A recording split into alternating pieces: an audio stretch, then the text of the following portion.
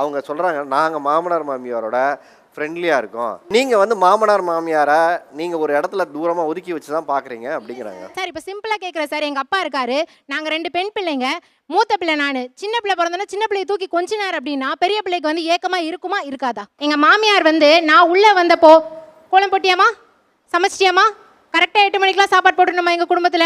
என் பிள்ளை 8 மணிக்கெலாம் சாப்பிடுவான். வெண்டைக்காவை இப்படி வெட்டினா தான் என் பிள்ளை சாப்பிடுவான். கத்திரிக்காவை இந்த சைஸில் போட்டால் தான் என் பிள்ளை சாம்பார் ரசம். இந்த மாதிரி எங்களுக்கு ரூல்ஸ் போட்டு 8 நிற்க வைக்கிறவங்க அவங்க வந்த உடனே நம்ம ஆர்டர் போட்ட வேற என்ன பண்ணுறது, உன்னால் முடியல பாவம் அப்படிங்கும் போது என்னடா இது நம்ம வந்தப்போ ஐயோ என்னம்மா வெண்டைக்காய் பொரியல்ல வெங்காயத்தை போட்டுட்டு என் பிள்ளை வெண்டைக்காயில் வெறும் மிளகுத்தூள் போட்டு பெரட்டினாதாம்மா சாப்பிடுவான்னு சொன்னவங்க அவன் 10 நாள் வெண்டைக்காவை போட்டானா 15 நாள் வெண்டைக்காவை போட்டானா தெரியாது, வாங்கிட்டு வரான்.